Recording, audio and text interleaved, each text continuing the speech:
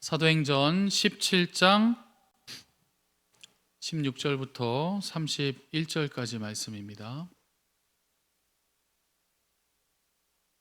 혹시 춥지 않으시죠? 우리 난방을 잠깐 껐다가 이따 좀 다시 켜주시면 감사드리겠습니다. 16절부터 31절까지 저와 한 절씩 교독하시고 마지막 31절은 한 목소리로 봉독하겠습니다. 바울이 아덴에서 그들을 기다리다가 그 성에 우상이 가득한 것을 보고 마음에 격분하여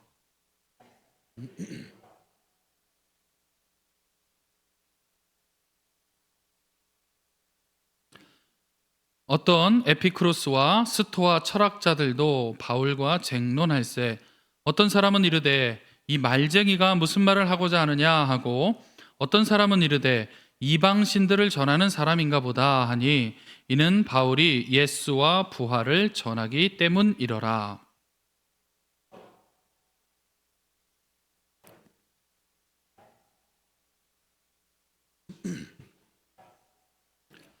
내가 어떤 이상한 것을 우리 귀에 들려주니 그 무슨 뜻인지 알고자 하노라 하니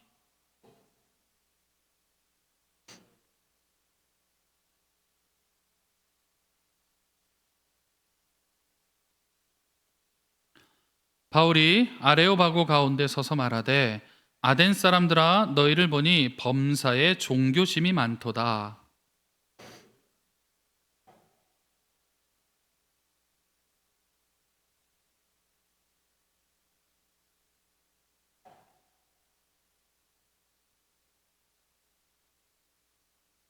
우주와 그 가운데 있는 만물을 지으신 하나님께서는 천지의 주제시니 손으로 지은 전에 계시지 아니하시고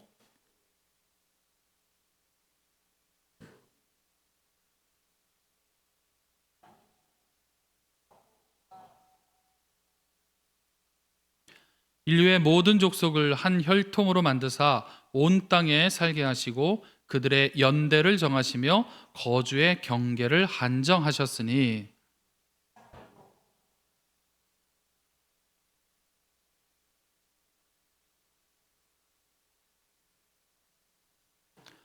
우리가 그를 힘입어 살며 기동하며 존재하느니라. 너희 시인 중 어떤 사람들의 말과 같이 우리가 그의 소생이라 하니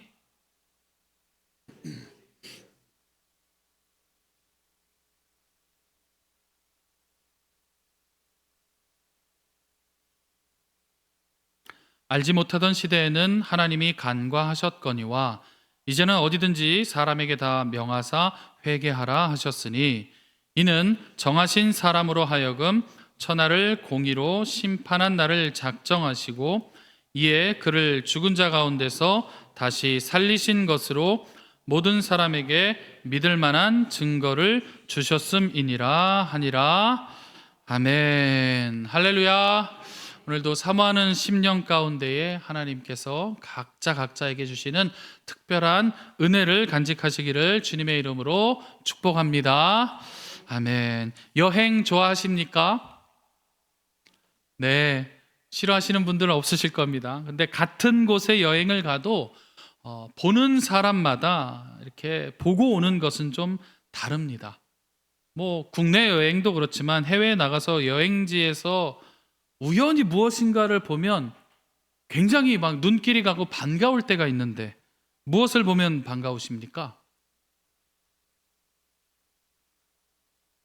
큰 목소리는 대답 안 하시고 저는 뭐 국내도 그렇지만 해외 어디 가서 우연치 않게 그 지역에 교회가 세워져 있는 걸 보면 그렇게 반갑습니다. 근데 저만 그런 거 아니죠? 맞죠? 큰일 납니다. 저만 그러면. 다시 한번, 저만 그런 거 아니죠? 네, 그렇습니다. 희한하게도 교회가 이렇게 딱 세워져 있는 걸 보면 그렇게 반갑습니다. 제가 한번 강화도에 이렇게 넘어가서 식사한 적이 있었는데요. 오는 길에 너무 예쁜 교회가 있는 거예요. 어떻게 했을까요?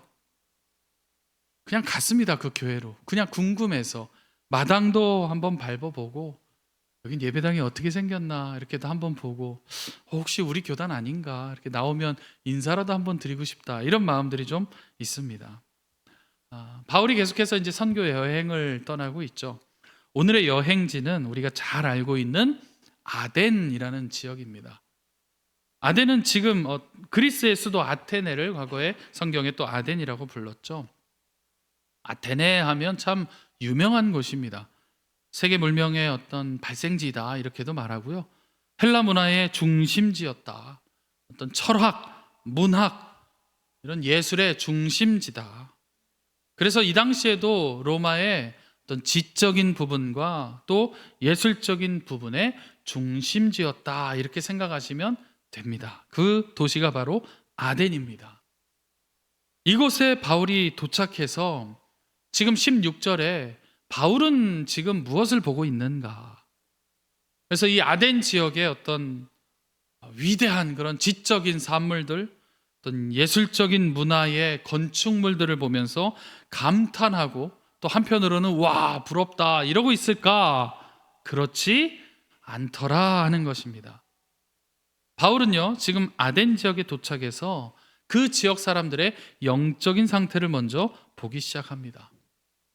어떤 화려한 기술, 그걸로 인해서 만들어진 건축물들을 보는 것이 아니라 영적인 살핌으로 그 지역을 바라보니까 거룩한 분노가 지금 차오르기 시작을 하는 겁니다. 우리 성경 보시고 16절 말씀 같이 한번 다시 읽겠습니다. 16절입니다. 바울이 아덴에서 그들을 기다리다가 그 성에 우상이 가득한 것을 보고 마음에 격분하여. 당시에 아덴이라는 지역은요 어떤 철학적인 사상이 참 짙게 물들어 있는 지역이었죠. 그래서 이원론적인 철학에 특히 깊게 물들어 있었던 시대입니다. 이원론은 영과 육은 다르다 이런 의미가 됩니다. 근데 이들이 따르던 이원론은요 공간적으로 다르다라는 좀 의미를 갖고 있습니다. 우리 젊은 세대들은 다 봤을 텐데 혹시 매트릭스라는 영화 보신 적 있으신가요? 우리나라에서도 꽤 유행을 했었는데요. 그 영화 내용이 어떤 거냐면 실제 사람들이 살아가고 있는 이 세상이 허구의 세계로 나옵니다. 누군가 만들어 놓은 가짜의 세상에서 진짜처럼 살고 있는 것이 배경입니다. 그래서 그거를 운영하고 있는 운영자들은요 이 가짜의 삶에서 사람들이 깨어나지 못하도록 그러면서 어떤 이득을 취하고 있고 또 이것을 이제는 가짜다 이것을 알게 된 사람들은요 진짜의 세계에서 승리를 위해서 좀 달려나가는 이런 내용의 영화입니다. 그런데 이 사상이 좀 이원론적인 사상과 매우 비슷합니다. 이들이 믿고 있었던 사상은 지금 우리가 살고 있는 이 세상, 우리 육체가 살고 있는 이 세상은 모두 진짜가 아니다. 가짜 세상이다. 허구다. 이런 겁니다. 그래서 진짜의 세상은 소멸되지 않는 진짜의 세상, 영적인 세상은 따로 존재하고 있다. 그곳이 좋은 곳이다. 이곳은 아니다. 이런 사상입니다. 왜 그러냐면 결국은 모든 게 다 살아 없어지는 세상이기 때문에 우리 인간도 때가 되면 죽어서 흙이 되고 무엇인가 잘 만들어 놓으면 시간이 지나면서 썩어져 없어지니까 결국 이 땅에 살고 있는 이 삶은 진짜 삶이 아니다 이런 사상을 갖고 있었던 지역입니다. 영적인 세계에서는 이런 일이 일어나지 않는다. 사라지거나 없어지거나 이러지 않는다. 소멸이라는 게 없다. 뭔가 그럴듯해 보이지만 사실은 성경에서 이야기하는 영적인 세계와는 다른 사상입니다. 그래서 이 가짜를 현존하는 이 세상 가짜를 진짜처럼 사는 사람들은 좀 무지한 사람들인 겁니다. 이 철학을 배우지 못했기 때문에 진짜처럼 살아가는 겁니다. 깨달음이 없는 사람들인 거예요. 이런 사고들을 이 아덴이라는 지역의 사람들이 가득 가지고 살고 있었습니다. 그러면 이제 두 가지의 반응이 나타날 수 있는 겁니다. 첫 번째, 가짜의 삶인데 굳이 이곳에서 애쓰고 수고하고 땀 흘리면서 참고 인내하고 이렇게 살 필요가 있을까요? 없겠죠. 왜일까요? 가짜의 허구의 삶이니까, 그냥 사라져버리는 삶이니까. 그래서 어떤 결론에 이르냐면 그냥 편하게 살자. 그냥 즐기면서 살자. 골치 아픈 일들 하지 말자. 이것이 오늘 본문의 18절에 소개하고 있는 에피크로스 학파의 어떤 쾌락주의입니다. 그러면 이 당시 사람들 중에 이 쾌락주의, 그냥 편안한 대로 좋은 대로 즐기면서 살자, 이걸 따랐던 그룹들이 있겠죠. 어떤 그룹이었냐면 바로 상류층의 사람들이 그랬습니다. 너무나 당연했겠죠. 그런데 또 한 그룹이 18절에 소개가 됩니다. 반대로 아니다 이렇게 주장한 학파가 있습니다. 스토아 학파입니다. 육은 악한 존재다. 그렇기 때문에 더 통제해야 우리가 영의 세계의 구원에 이를 수가 있다. 그래서 어떤 금욕주의를 선포합니다. 그래서 절제하고 어떤 좀 고통을 감수하면서 살아갑니다. 왜 그러냐면 이 사람들은요, 신은 존재하지만 그 신은 인간 세계에 관여하지 않기 때문에 우리가 우리 스스로 선을 이루어야 된다. 이 땅에서도. 그래서 인간은 스스로 존재해야 되는 존재이기 때문에 우리가 인간으로서의 어떤 의무, 어떤 도리를 좀 다 하고 자연과도 좀 조화를 이루고 이렇게 살아야 된다. 아까와는 좀 반대되는 입장이죠. 그런데 그 출발의 사상은 같습니다. 영과 육이 공간적으로 다르다. 여기서 시작을 합니다. 바울이 아덴이라는 지역을 딱 와보니까 지금 이 사상을 먼저 바라보게 되는 겁니다.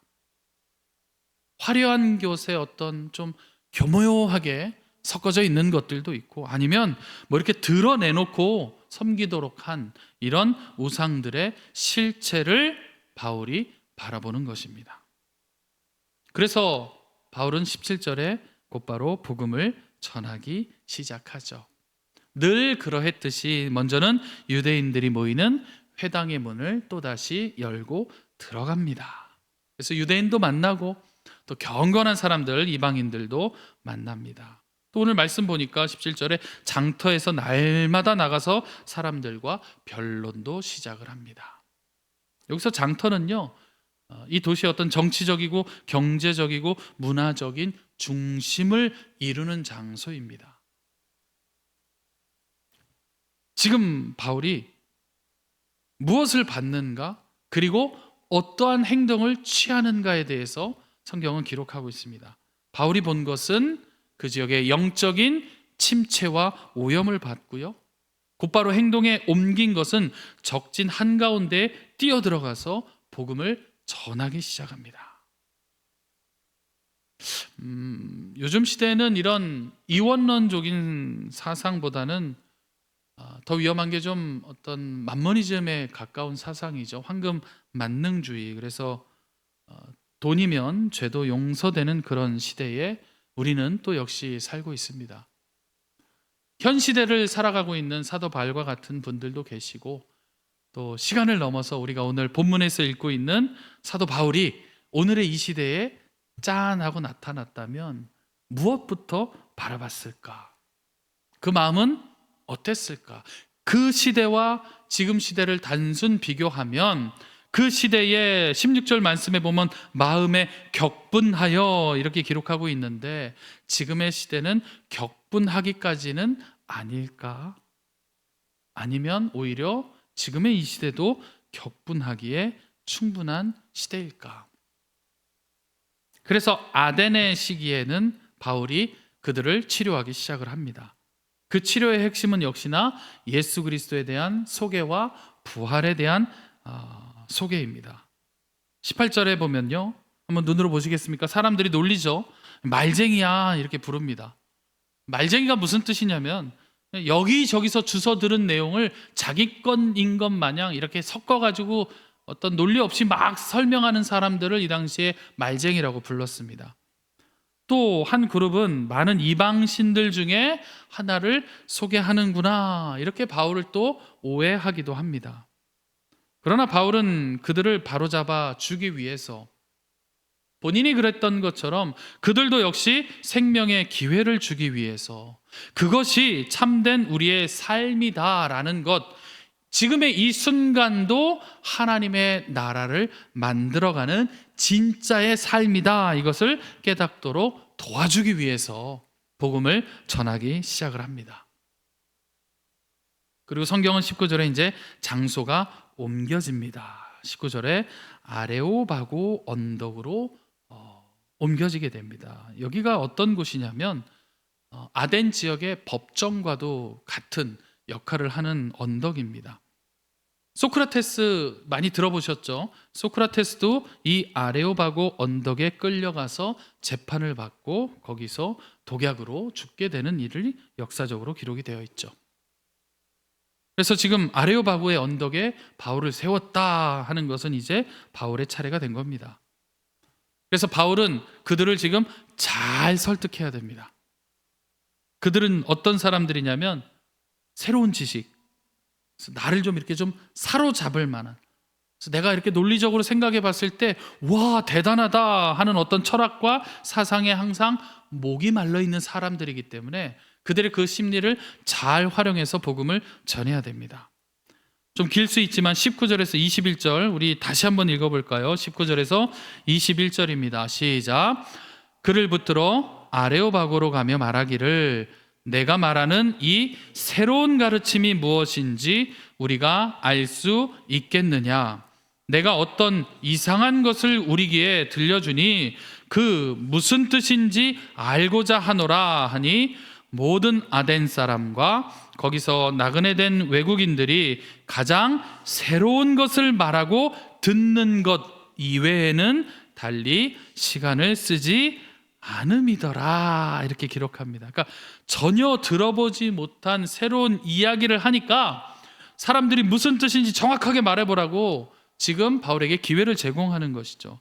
21절을 보면 그들은 늘 새로운 것, 어떤 새로운 철학, 우리가 흥미를 느낄 만한 어떤 매혹적인 이야기를 아는 것 외에는 시간을 쓰지 않았다, 이렇게 기록하죠. 그만큼 좋아한단 말입니다.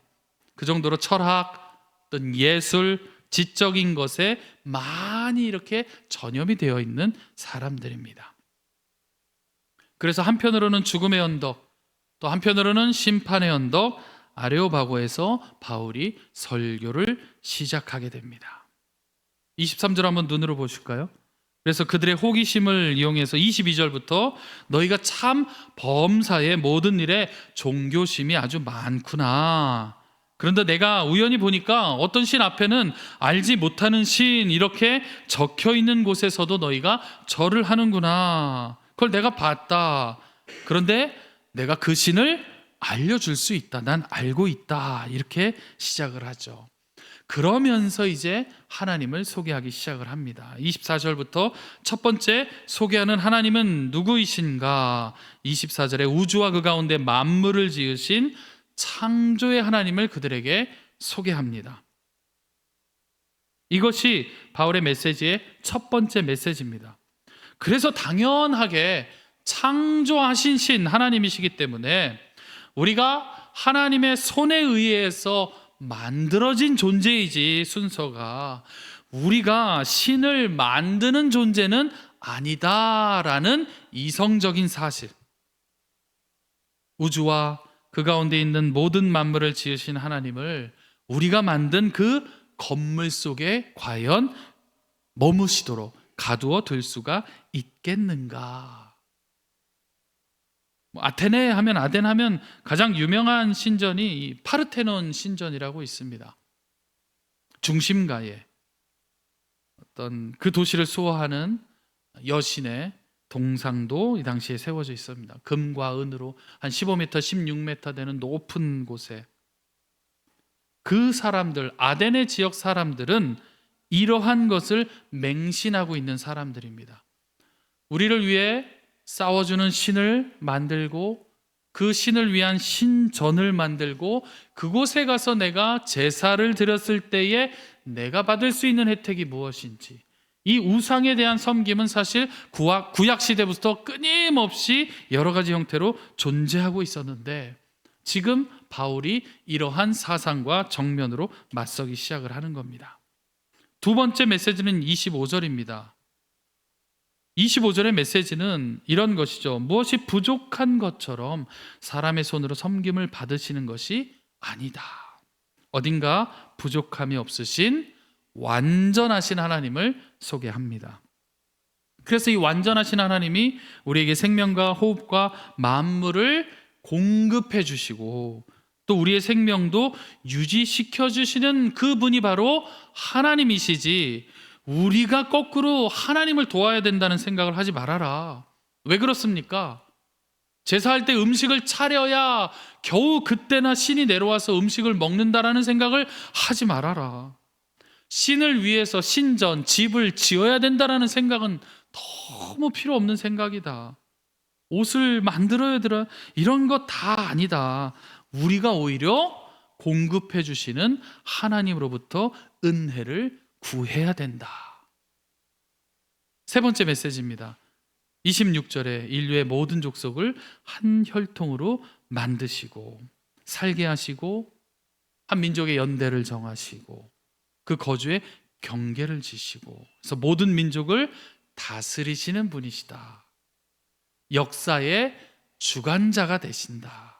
그래서 이 모든 민족은 한 혈통으로 시작이 되었다. 누구인가요? 아담으로부터 시작이 되었다. 그들 민족마다 한 그룹마다 또 나라마다 그 역사 가운데의 시작과 그 끝의 연대를 하나님이 정하셨고, 그 민족의 어떤 영토의 한계도 하나님께서 다 나누시고, 그래서 사실 이 세상의 모든 것의 통치에 주권자 하나님의 손이 안 미치는 곳이 없다라는 것을 지금 그들에게 설교하고 있는 것입니다. 그러면 그 하나님을 우리 인간들, 우리 사람들이 과연 어떻게 알 수 있는가? 27절 같이 한번 읽어보겠습니다. 27절입니다. 시작. 이는 사람으로 혹 하나님을 더듬어 찾아 발견하게 하려 하심이로되 그는 우리 각 사람에게서 멀리 계시지 아니하도다. 27절에 멀리 계시지 않기 때문에 사실은 가까이에서 우리가 더듬는 행위만 해도 사실 하나님을 만나고 찾을 수가 있다. 하나님께서 우리 인간을 멀리 하신 적이 과연 역사 가운데 있었는가? 아니죠. 오히려 우리 인간이 하나님을 멀리 하는 순간들을 계속해서 만들고 있습니다. 지금 아덴처럼 내가 내 필요에 의해서 하나님을 내가 만들어서, 그래서 하나님의 자리에 다른 우상을 세워 놓는 행위를 하는 건 우리죠. 사람들입니다. 이 행위로 가려진 하나님을 보지 못하는 것뿐이지, 너희가 얼마든지 그 진리 가운데에 나아가기 위하여, 빛 가운데로 나아가기 위하여 믿음의 손을 뻗기만 하면, 더듬거리기만 해도 하나님을 찾을 수 있다고 증언을 합니다. 그래서 그들에게 소개하죠. 우리 하나님은 가까이에 계시는 하나님이시다. 28절에 한번 눈으로 보세요. 우리가 그의 소생이다. 사실은 결론적으로 이 이야기를 하고 싶은 겁니다. 그래서 창조부터 완전하신 하나님, 공급하시는 하나님, 우리를 만드시는 하나님, 역사의 주관자 되신 하나님, 우리가 바로 그 하나님으로부터 시작된 소생이다. 제우스 들어보셨죠? 당시 사람들은 제우스가 사람을 만든 것으로 믿고 있었던 사람들입니다. 바울이 증언합니다. 아니다. 하나님께서 우리를 만드신 우리의 아버지가 되신다. 우리의 시작이 하나님으로부터 왔다. 우리는 하나님의 소생이다. 과연 이 땅에 부모 없이 이 땅에 태어날 수 있는 존재가 과연 있는가? 그렇지 않다. 없다. 그러므로 하나님이 우리의 시작이 되신다라는 것을 증언합니다. 그러면서 이제 결론에 이르죠. 29절에 그런데 어찌하여 어떤 금이나 음이나 돌에다가 어떤 사람의 그런 재주와 능력으로 새기고 고안한 어떤 결과물에 그 가치를 두고 하나님처럼 모시려고 하느냐, 이렇게 질문을 하는 겁니다. 제가 잠깐 우리 유초동부 이야기를 좀 하면요. 저희는 계양산이 가깝지 않습니까? 저도 종종 계양산을 다녀왔습니다. 그럼 뭐가 보이나요? 유초동부에 똑같이 물어봤습니다. 거기 가면 얘들아 뭐가 보이니? 뭐 보이는 게 많죠. 그래서 제가 힌트를 줍니다. 돌로 뭐가 쌓여 있는 거 본 적 없어? 봤다고 합니다. 여러분도 보셨죠? 돌을 아주 정성껏 쌓아놓은 몇 곳의 스팟을 둘레길을 걷다 보면 보게 됩니다.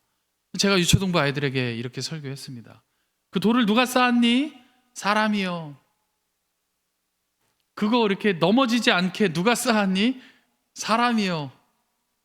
근데 사람이 그 돌에게 절하면 소원이 이루어지니? 아니요. 이러죠. 그 돌 보면 어떻게 해야 돼? 애들이 다 부숴야 된대요. 부수지 말라 그랬습니다. 괜히 또 부수다가 또 다칠 수 있으니까.